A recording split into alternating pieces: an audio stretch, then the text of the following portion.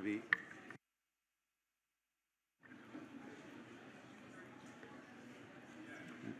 we'll start in 30 seconds. If I might request you to kindly take your seats.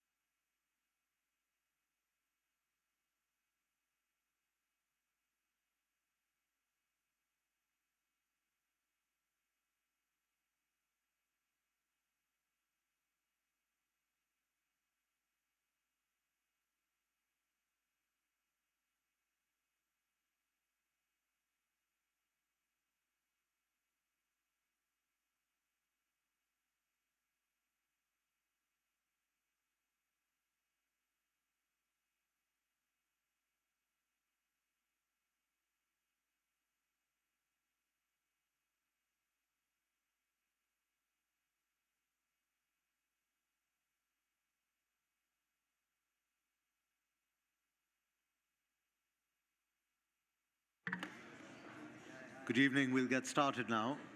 I will request everyone to take their seats.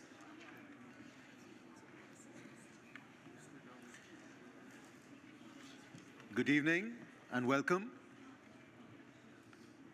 Welcome to the second Carbon Management Ministerial being held here in Baku during COP29. I'm Dr. Arunabha Ghosh.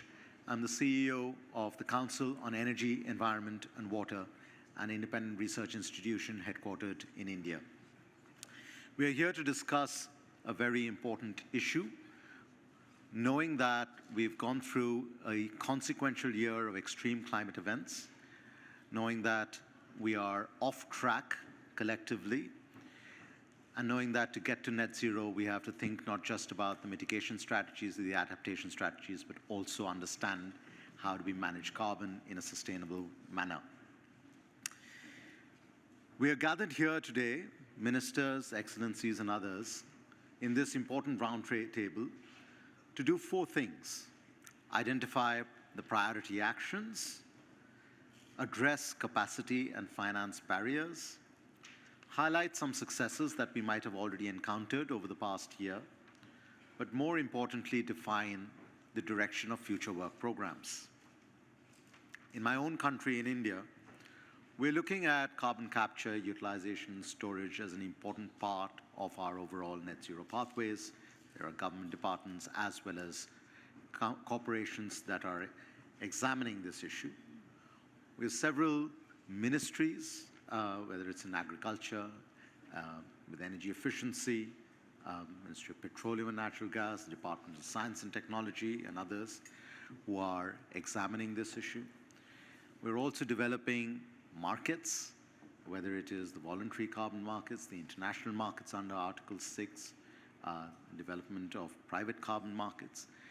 These are all different vectors, whether it is policy, technology, markets, or collaboration. These will be different vectors that we'll have to explore as we examine the issue, the complex issue, and the uncertainties associated with carbon management. Today we will hear from the representatives around the table along those four themes that I mentioned. But we want to ask ourselves some critical questions. What are the actions that are needed at the international level that can advance a pipeline of carbon management projects by 2030? How could we address the barriers in the capacity as well as the financing needed towards those ends? And as I said earlier, how would we build on the success stories to take it to scale? In order to examine these issues, I want to first invite Ms. Noura Alamer, who's from the Carbon Management Challenge Secretariat, to deliver a framing presentation before I turn to the interventions from the country representatives present here. Noura, over to you. Thank you, Chair. Just before I begin my presentation, I'd like to first hand over to the Deputy Minister of Energy from Azerbaijan, Mr. Kamal Abbasov, His Excellency. Thank you.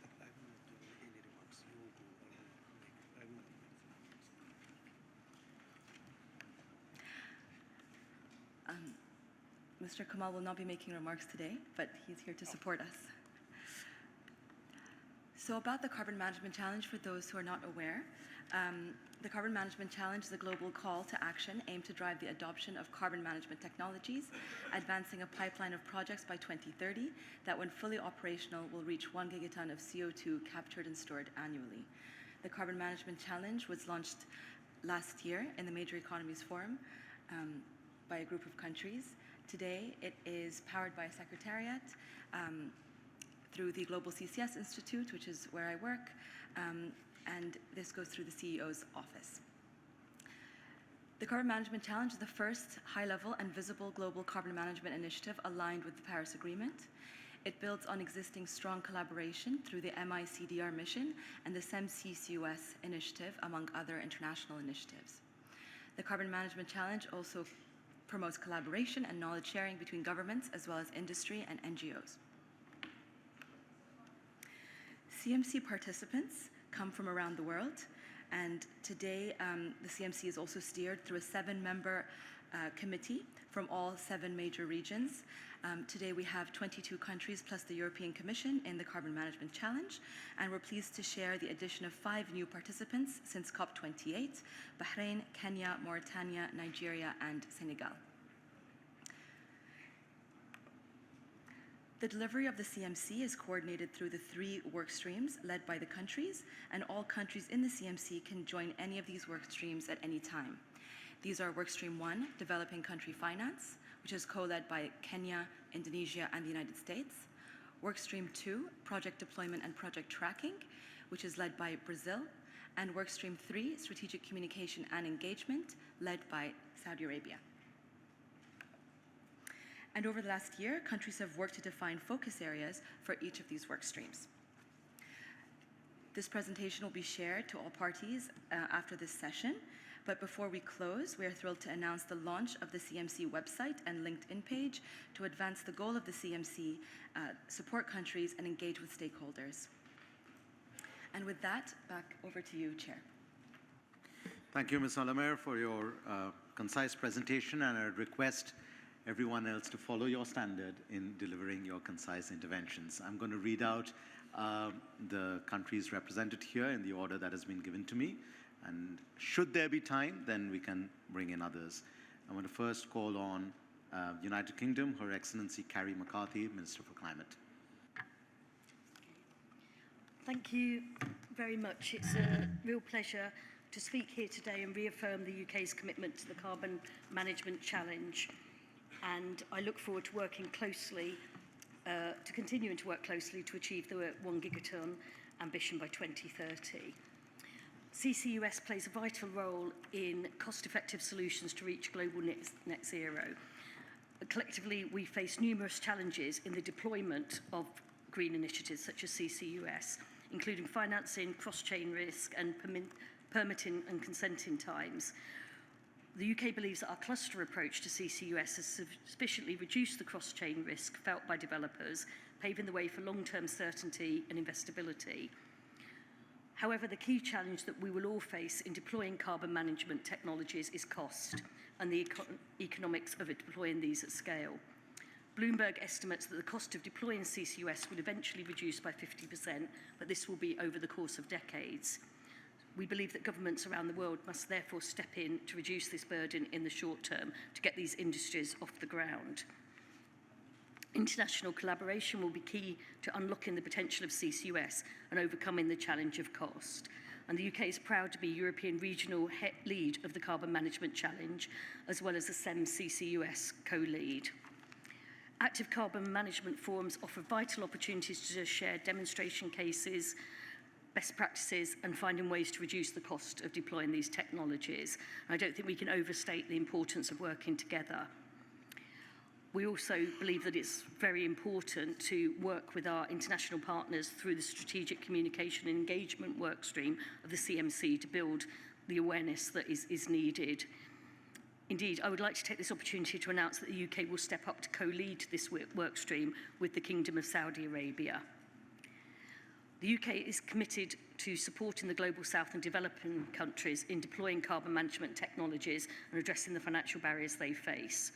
We will continue to prioritise climate finance, which will help vulnerable countries adapt to climate impacts and support a transition to low-carbon economies. Specifically, in the industrial decarbonisation sector, the Clean Energy Innovation Facility Industrial Decarbonisation Fund, delivered through the World Bank's ESMAP programme, aims to bring about real change in clean energy innovation in developing countries.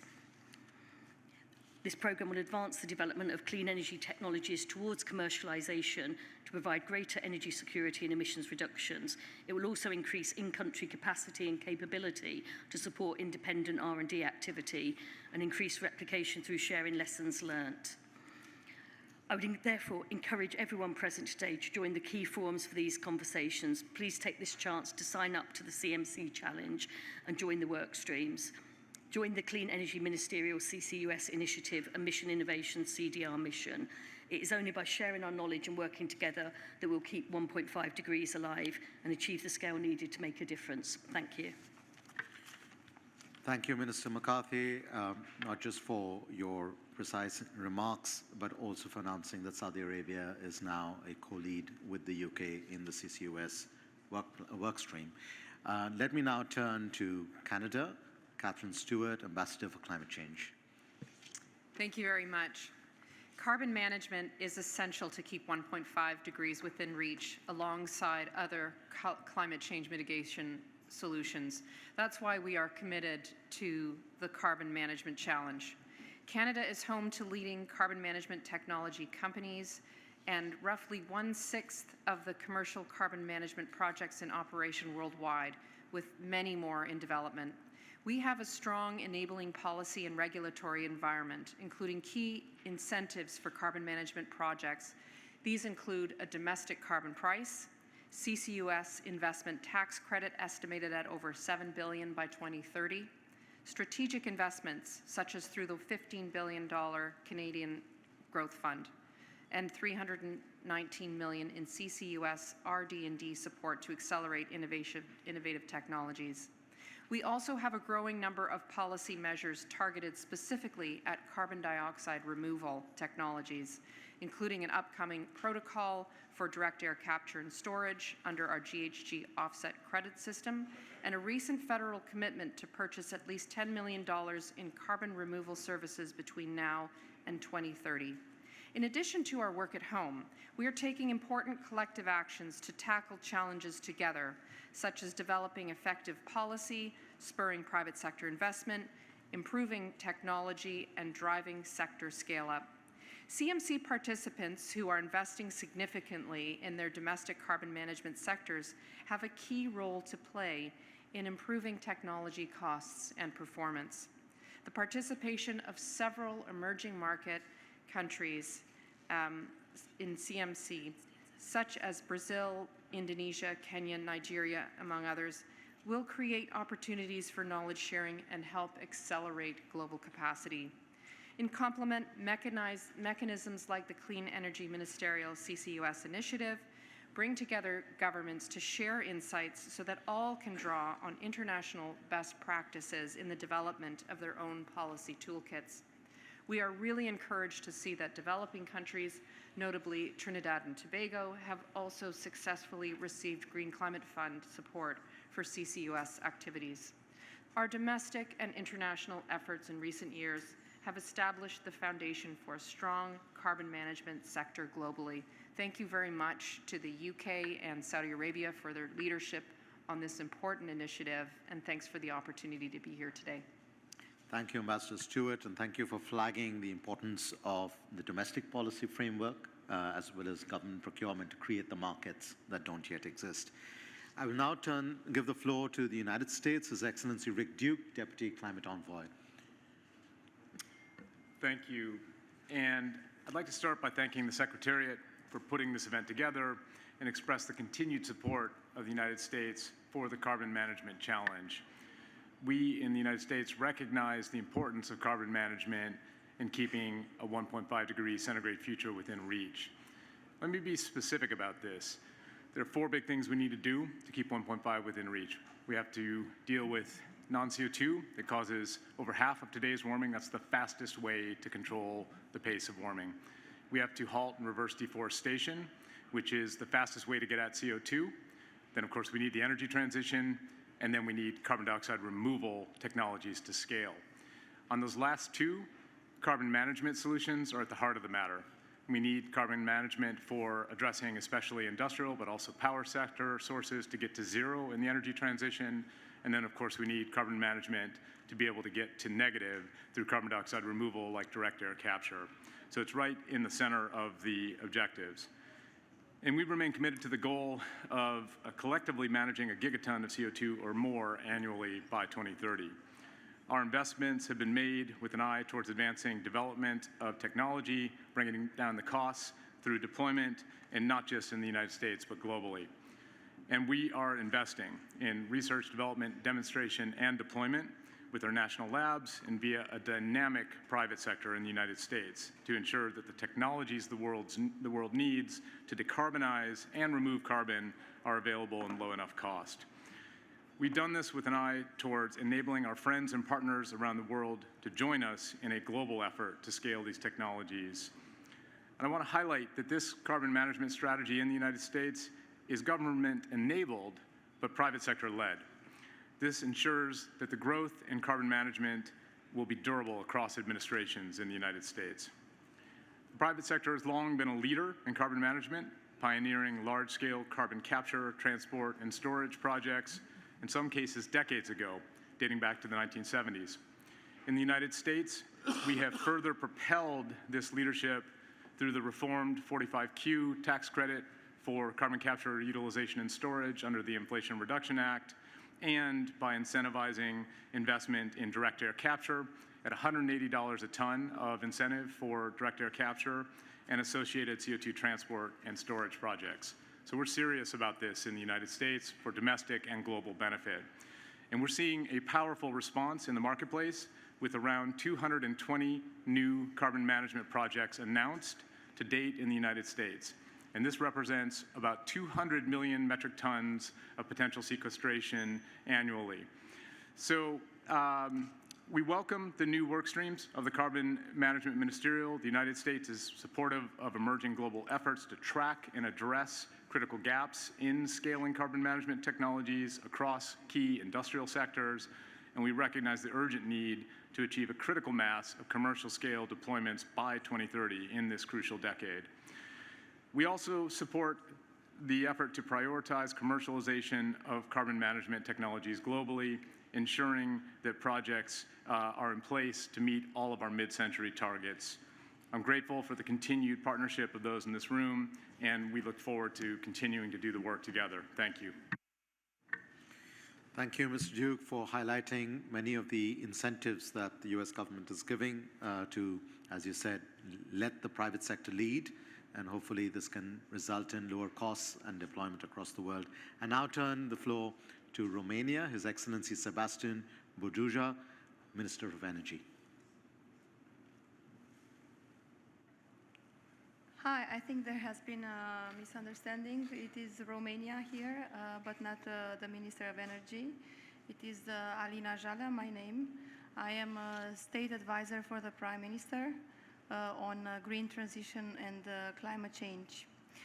I would like to say that I'm very happy to be again at COP, and especially in a participant in this initiative, which we have joined in this coalition, which we have joined last year. Romania has been following very carefully what is happening in this field and is very interested to make the right steps at the right time, and usually, as it is with climate change, as soon as possible. At the center of the government of Romania, we have established almost 2 years ago a special task force, the only one in our public administration, which focuses exactly on CCUS. And it is part of, it falls under the umbrella of the Partnerships for Green Transition between the government and the economic operators. For several years now, we have developed an extensive dialogue on the green transition between the government and the economic operators in Romania, be it on methane reductions in the energy sector, be it on CCUS, on biomethane, on many other fields and issues.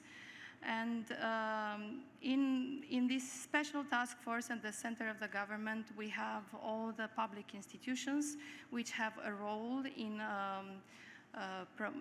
promoting CCUS technologies in Romania, and all the economic operators which want to be involved in this process. We do not have a project yet deployed in Romania. We had one a few years ago, so we have some experience in designing projects on CCUS, not yet one that is at present deployed. But we are very close to fine-tuning our national legislation for CCUS, and as well the institutional architecture in Romania, in order to have our first plan, first strategy in for CCUS. Again, I am very happy to be here to see that each year the group on CCUS is getting bigger and bigger, and I would like to invite, to hope, and to invite also, if I may, as many other possible countries, also from my continent, from Europe, to join this initiative, because we do have a lot of projects in Europe, as we have seen at the most recent CCUS forum organized by European Commission, and this year by France. Thank you very much. Thank you, Ms. Najada, for outlining the institutional evolution in Romania over the past year. In a way, you're getting project ready, and thank you for your call for collaboration with other countries. I now turn the floor to Sweden, His Excellency Daniel Westland, State Secretary of the Ministry of Climate and Enterprise. Thank you. Esteemed colleagues, ladies and gentlemen, besides the phasing out of fossil fuels, carbon capture, utilization and storage, and particularly bio-CCS, are crucial technologies for Sweden to reach our net zero target by 2045, and for the world to meet the climate goals set by the Paris Agreement. This has been confirmed both by the IEA and the IPCC. Sweden has particularly favorable conditions for bio-CCS, with numerous biomass combustion point sources in the energy and forest sectors. Our largest 30 point sources correspond to 50% of our fossil emissions. The biocarbon emissions from those 30 sources correspond to half of our fossil fuel emissions. The Swedish government is committed to the efforts of implementing both bio-CCS and CCUS in the coming years. Sweden has allocated $3.3 billion to achieve negative emissions through bio-CCS. These funds will be distributed through reverse auctions, where the actors offering bio-CCS at the lowest compensation per ton, while meeting the set conditions, will win the auction. The first auction opened in August the 22nd and will close on November 21st, so just in days, after which one or more winners will be announced. This state aid is anticipated to benefit the development of the technology, infrastructure, and the business models for bio-CCS and for CCS more broadly. This includes advancing knowledge related to technologies, processes, and organizational needs across the CCS value chain. It's expected to have long-term positive effects for both companies and investors in CCUS technology, as well as for the climate. To realize the climate potential of bio-CCS and CCUS, progress must be made in a number of areas, such as policy and regulatory framework to support CCUS projects. This includes improving permitting processes and setting clear guidelines for CO2 storage, as well as transport. Incentives for carbon management initiatives, for example through carbon pricing, is necessary. Enhanced international collaboration, including an international voluntary market for negative emissions to yield additional CCS capacity, is another important part of this. Acceleration of technology development and deployment to scale up the use of bio-CCS and CCUS, and to sort out the hurdles that will make early projects more costly.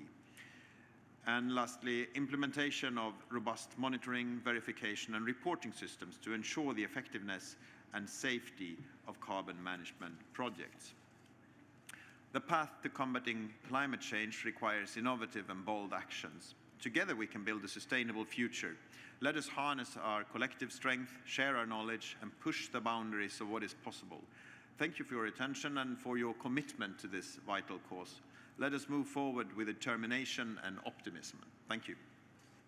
Thank you, Your Excellency, for outlining not just the budgetary allocation, but also the market design in the form of reverse auctions, as well as the need for collaboration on the carbon pricing and voluntary markets.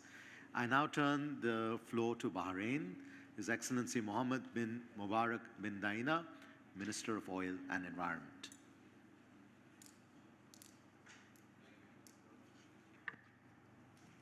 Thank you, Dr. Ghosh. Dear colleagues, ladies and gentlemen, I'd like to thank you for the opportunity to speak about the most pressing challenges of our time, carbon management. Carbon management is necessary, but it's not a replacement for the deployment of renewable energies and clean energy sources, both needed to deal with the current carbon stock and future CO2 emissions. Current challenges include high cost of carbon management and abatement, absence of unified regulatory framework and financing mechanism, and the lack of capacity building and institutional capacity to deliver. In order to accelerate carbon management, we need carbon management financing structure and framework. This is critical to support carbon management projects, where supportive financing is needed to support the high cost of associated carbon management. Public-private partnership is crucial to support and de-risk the investment for private sector to participate. Additionally, a unified view of carbon regulatory framework and alignment at international level would accelerate the carbon management. In conclusion, the challenges of carbon management is difficult, but not impossible.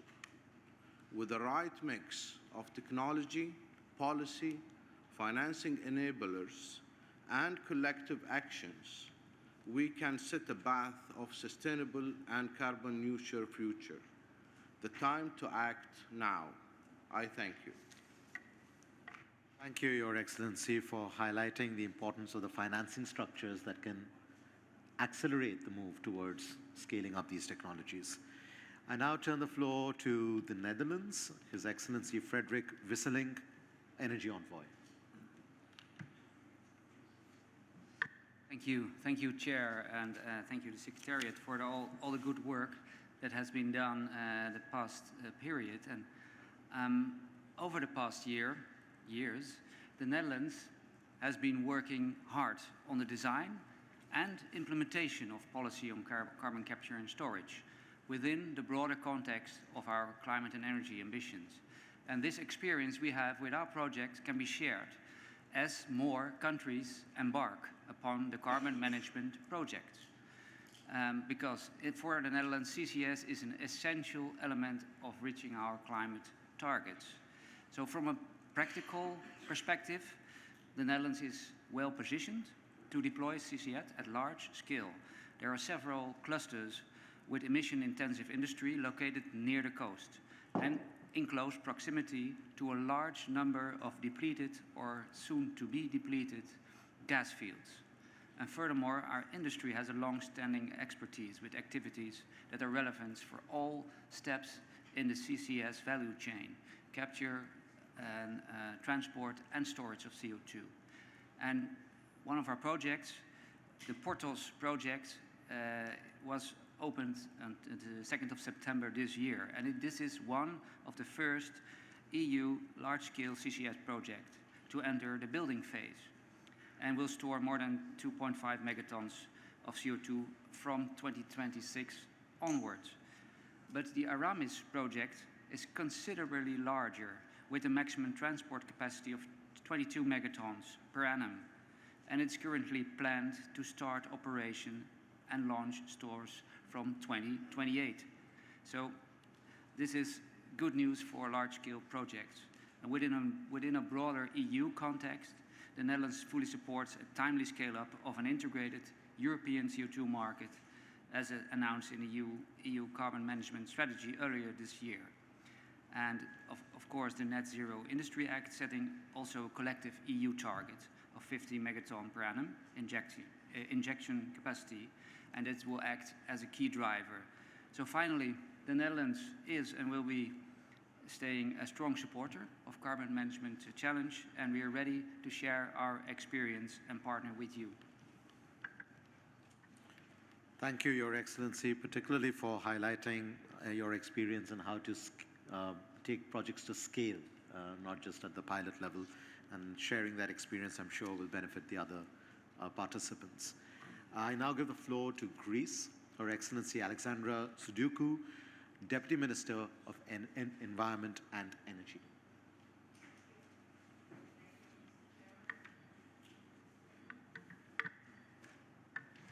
Can you hear me? Yes, great. Thank you. It's a true honor to be part of this very important roundtable discussion on carbon management. So following on what we already heard from speakers, let me also share with you some news from Greece. CCUS is also a central part of Greece's strategy for energy transition and reaching out net zero goals by 2050. We are moving quite quickly as well on CCS compared to other EU countries. What we are currently doing is to finalize our regulatory framework for CO2 capture, transport, utilization and storage. Many also of our large industries, such as refineries and cement manufacturers, they are already developing plans for carbon capture. We have $750 million already secured from European Union funding for these large emitters. And we are also developing Greece's first CO2 storage site. It's a project that is backed by the Recovery and the Resilience Fund. It's going to store up to 3 million tons of CO2 annually when it will be fully operational.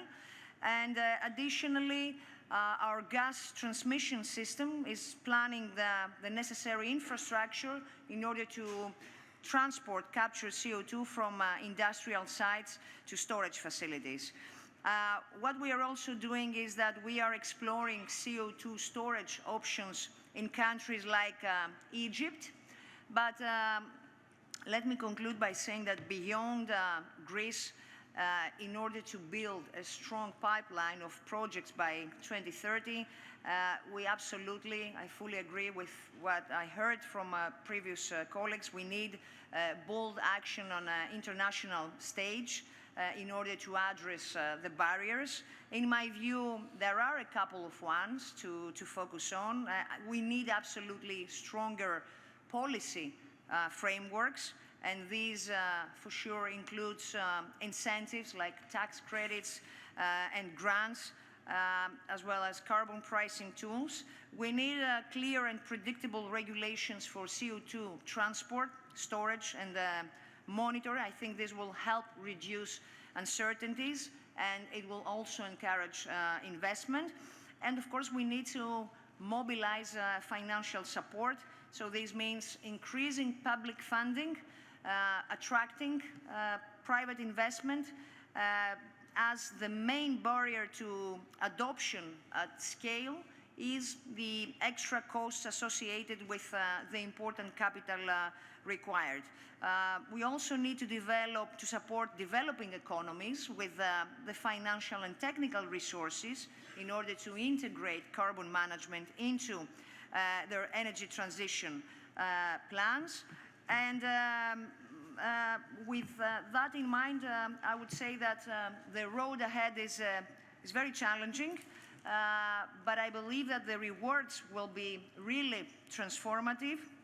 So if we collaborate and if we share knowledge and breaking down the silos and barriers we discussed, carbon management will really be the way forward.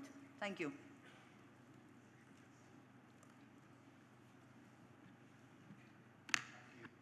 Thank you, Your Excellency, particularly for highlighting the need for regulations on transport and storage and safety. The issue of MRV had come up before as well, and this perhaps highlights the need for coordination across our geographies, not just within our borders. I now recognize Saudi Arabia, Khalid Al-Mahait, Deputy Minister for Sustainability and Climate Change in the Ministry of Energy. Excellencies, ladies and gentlemen, I would like to extend my sincere gratitude to the COP29 presidency for hosting the second annual Ministerial on Carbon Management. And special thanks for the CMC Secretariat and the CMC Coordinating Committee for organizing the second annual COP Ministerial on this carbon management. The Kingdom of Saudi Arabia places a high priority on carbon management. We are fully committed to positioning this framing or this platform as a cornerstone for achieving our climate ambitions. We really do believe that without a North Star for us at the global level that we need to move forward towards, that would be extremely difficult. And we believe that CMC hopefully will be the guidance and the North Star for us to see how we can reach what the science has told us, that the only way we are going to reach those goals, we would have to also address abatement and removal in general, and make sure that carbon management is an important component of our efforts at this decade, because without doing that in this decade, we would really be having great challenge in meeting the 1.5 goals that we have challenged ourselves to move towards. We recognize that the international collaboration is crucial for effectively addressing the climate challenge. In this spirit, Saudi Arabia is making strides to champion carbon management efforts, and we are firmly believing that this collective endeavor will be instrumental in achieving our climate goals as we move forward. We firmly believe in the critical role of this platform. We are demonstrating this commitment through tangible actions. One of our flagship initiatives is building CCS hub in the eastern province of Saudi Arabia, which are set to capture 9 million tons of carbon dioxide annually by 2027. We are even challenging ourselves with the plans to increasing this capacity to 44 million tons per year by 2035. By doing that, we would be almost capturing and storing what we are doing today, which is about 49 million tons, hoping that this would really help in commercializing these technologies and moving forward in this process. Saudi Arabia is also co-leading with our dear colleagues from the UK, the Strategic Engagement and Communication Workstream. We strongly advocate for pooling global resources, sharing knowledge, and developing harmonized policy frameworks to significantly address barriers for the carbon management solutions. Moreover, we plan to build strong partnership with the international organizations. A recent example is engaging with the Clean Energy Ministerial CCUS initiative, as well as the Mission Innovation CDR initiative, which would complement the abatement part of that. And this would hopefully help us look at launching a gigaton by 2030 campaign, a campaign that aimed to fully recognize that the carbon management challenge goal and the critical need of raising awareness to accelerate carbon management efforts globally. Establishing these collaborations will enhance our progress of carbon management technologies, reinforce our commitment to keeping global warming to 1.5 within reach, and foster impactful results in carbon management. Thank you. Thank you, Deputy Minister Al-Mahid, especially for highlighting the North Star that we all have to keep in mind and for outlining the work that's happening within Saudi Arabia and in coordination and collaboration with other countries. I now recognize Japan, Mr. Takahiro Tajivi, Deputy Director General for Green Transformation Policy.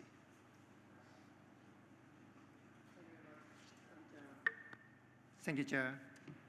As a representative of the East Asia Pacific region for the carbon management challenge, I would like to start by expressing our appreciation to all the participants of the member countries and observers, and the preparation by the CMC Secretariat, GCCSI initiative. First, I would like to introduce Japan's two priorities in the international decarbonization effort. The first is the simultaneous achievement of triple breakthroughs: decarbonization, economic growth, and stable energy supply. The second is one goal, various pathways. This means working towards the common global goal of net zero through various and realistic pathways concerning the economic and energy circumstances of each country. On these pathways, it is important to utilize all technologies and energy sources, and among such technologies, carbon management is particularly important in decarbonizing power and industrial sectors. Aiming to commercialize CCS business by 2030, Japan enacted CCS Business Act this May, which stipulates the necessary procedures and regulations for CCS business. Also, to establish CCS business model cases, we are providing support for 9 advanced CCS projects by the combination of CO2 sources, transportation methods, and CO2 storage sites that make up the CO2 value chain. In order to accelerate global carbon management, technology development for cost reduction and legal system development to secure the business environment are priorities. Based on this belief, we are working on promotion of CCUS in Asia with ARIA, Economic Research Institute for ASEAN and East Asia, to share knowledge on technological development and legal system building through AZEC, Asia Zero Emission Community, and Asia CCUS Network. We also held the 6th International Conference on Carbon Recycling in Tokyo on October 11th, with more than 800 participants from 27 countries to share the world progress of technological development in this field. We think the CMC is an excellent platform to enhance and spread such regional and international efforts. Through the efforts mentioned earlier, we would like to contribute to the acceleration of global carbon management efforts by sharing knowledge and experience on technological development and legal system building. Thank you very much for your attention. Thank you very much for highlighting the work that Japan is doing in the broader Asian region and trying to convene participants that can learn from your experiences. Let me now give the floor to Brazil, Ms. Mariana de Assis Especi, Director of Energy Transition, Ministry of Mines and Energy.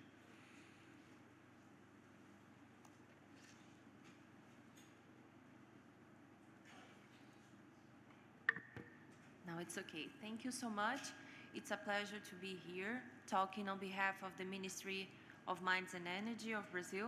I'm special advisor to the Minister of Mines and Energy and used to be Director of Energy Transition before taking this new position.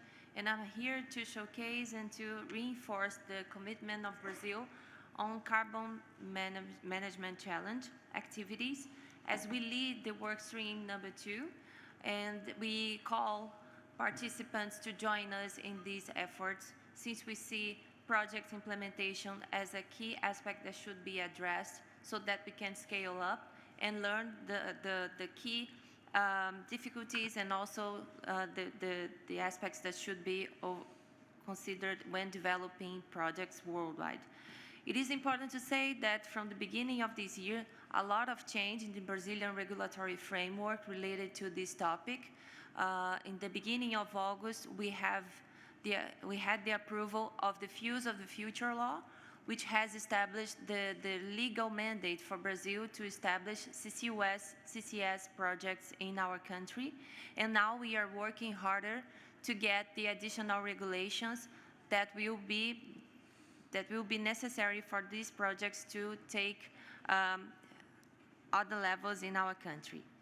We have also, a couple of days ago, had the approval of the carbon market law for Brazil, which will also establish a new momentum for our country to trade and also to consider different aspects of this new industry, as we see a lot of synergies to carbon abatement and other parts of the country that might be interested in developing these projects.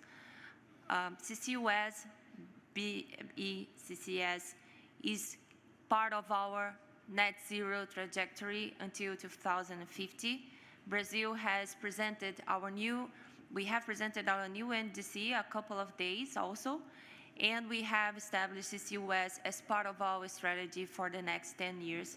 And this regulatory framework will help Brazil to pave the way so that we can move forward better by announcing new projects. In May of this year, we have confirmed the geological feasibility for the first bioenergy production with carbon capture and storage in Brazil in an onshore basin. And this is going to be the world's first carbon negative ethanol that is going to be produced. We have Petrobras, the Brazilian national oil and gas company that has been already a leader in carbon storage in the whole world. And we are looking and aiming for achieving new areas for carbon capture and storage. This year at Foz do Iguaçu, during the Clean Energy Ministerial meeting and the Mission Innovation Annual Gathering, we had announced our commitment to join the CCUS initiative, and we are going to have an active role in this work stream. And you can count on Brazil next year at COP30 in Belém, so that we can move forward and advancing this carbon capture agenda. Thank you so much. Thank you very much, and for outlining the innovative work that's happening in Brazil in terms of the large-scale projects that you're deploying. I now recognize Kenya, Mr. Peter Maneno, Technical Officer in the Ministry of Energy and Petroleum.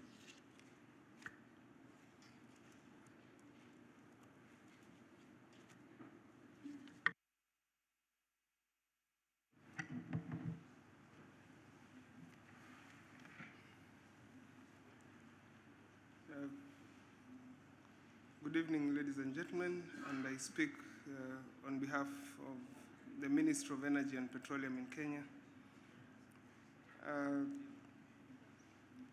Kenya is proud to be a member of the Carbon Management Challenge, and just very briefly, what we have recently done was to try and plug the gaps that were there in the regulatory framework.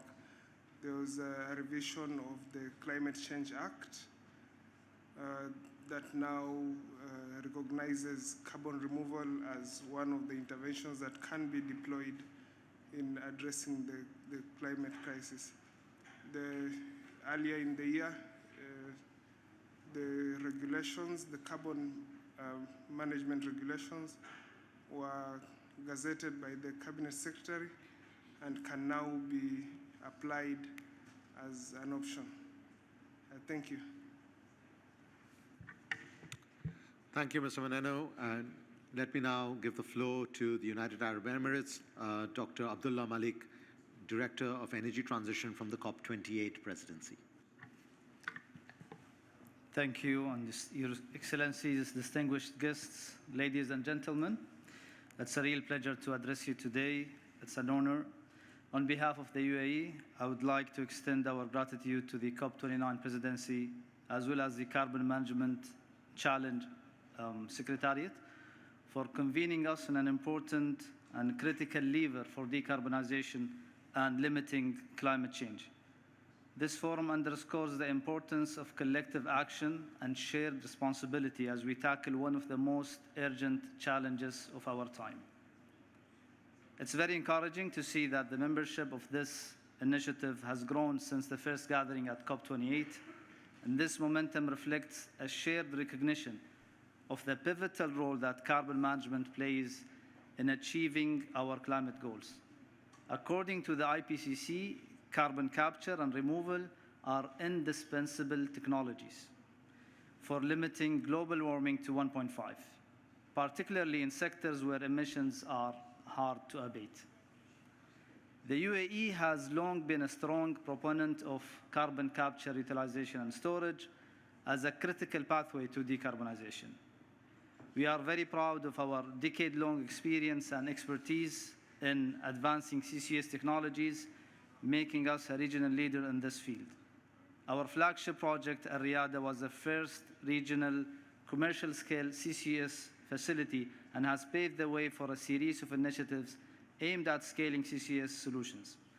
Building on this foundation, the UAE has committed to expanding its CCS capacity to 5 million tons of CO2 annually by 2030. We firmly believe that scaling CCS requires mobilizing substantial capital, both domestically and internationally. In this regard, the UAE is leveraging its position as a global financial hub to attract investments into carbon management technologies, both domestically and internationally. Technology and innovation remain at the heart of our strategy. And from AI-driven monitoring solutions to next-generation carbon removal technologies, the UAE will continue to invest in breakthroughs that will make CCS more efficient, scalable, and affordable for all stakeholders. Achieving success in carbon management requires consensus and collaboration.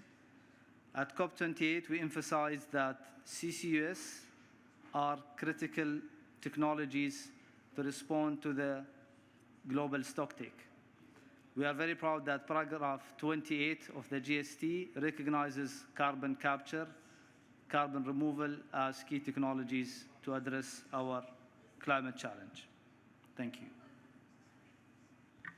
Thank you, Dr. Malik, for outlining the need for mobilizing large volumes of capital, and hopefully collaborative approaches can mobilize that faster than what we do individually. We now have just a few more minutes left, and I'm happy to give the floor to any other member country who would like to make an intervention, and following that, any other observer who would like to make an intervention. I'm sorry, I can't read. Let me just check if there is a... Yes, I recognize Italy, and then I will come to you now. Thank you very much, Mr. Chair. Pleasure to be here. Let me thank for the invitation. Of course, the COP29 presidency. Considering time, I'll be very, very brief, just to highlight a few commitments and the engagement of Italy in this field. Italy is definitely committed to accelerating energy transition at 2030, and of course with the 2050 vision as well. And we think that CCUS is a very important element within this framework. Regarding CCS, Italy has quite strong potential, and actually we are realizing some of this potential already, especially using depleted gas fields in the Adriatic Sea. In our National Energy and Climate Plan, confirming what we already said in the long-term plan, we already put a target of 20 to 40 million tons of CO2 per year by 2050 in Italy. And if we go to what's needed to advance this topic, definitely what's already been said, scaling up and making industry more involved will be crucial. Also from the logistical point of view, and creating hubs that can effectively put together more industries and more emitters that would like to use the transportation and storage facilities. Of course, the other priority is the definition of a market model, including the financial framework for this. This will be key. And also harmonization and definition of regulatory framework for CCS. In Italy, we are committing to create as soon as possible a framework to enable CCS, and we have started some high-level studies to achieve that. I want to conclude just with the best practice and with a success story. Recently, in the Adriatic Sea, in the Ravenna hub, started a very important project with injection of CO2. This will be not only important for Italy, but as a hub for the Mediterranean. So the regional cooperation is also something extremely important we definitely want to work on. And some good signs, of course, also a recognition of CCS at European level, with, for instance, the Net Zero Industry Act as a very important element, or the common funding, such as the Common European Facility for Energy. So thank you for your attention. Thank you very much for highlighting the need for transportation facilities and regional coordination. I give the floor to Poland. Thank you very much, Mr. Chair, and thank you for the opportunity to be part of this discussion, which is very important for us. As we see, carbon management technology is crucial for reaching our medium and long-term targets, and also crucial especially for some industrial sectors with process emission that cannot be avoided. So such technologies will be indispensable for them to be climate neutral in the future. And thank you also for a very accurate question that you've asked. I'm pretty sure that answers will be very important for boosting the deployment of technologies. We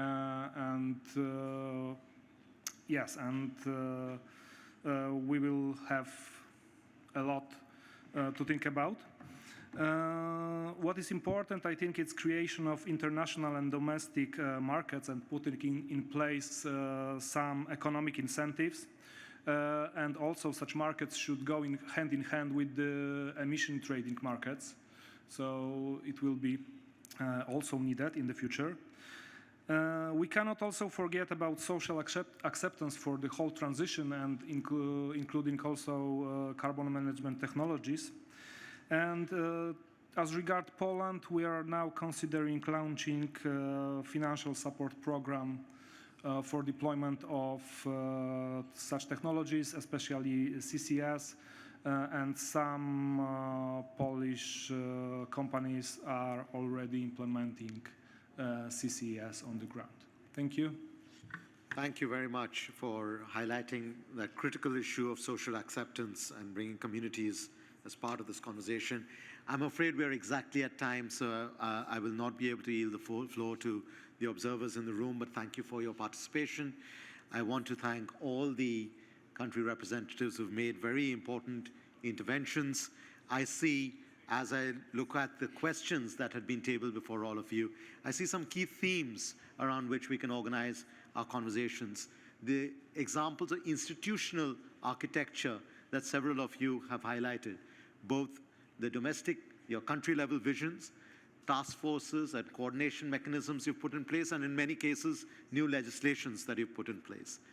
A second theme I see is around market design, whether it's auctions, it's transportation, storage, etc.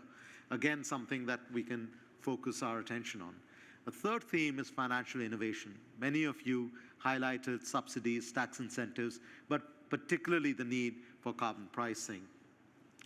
A fourth theme is the kind of collaboration platforms, not just, and it was encouraging to hear that this is not just about research and development, but also deployment, about sharing experiences, but also communications, about harmonization of standards across our geographies.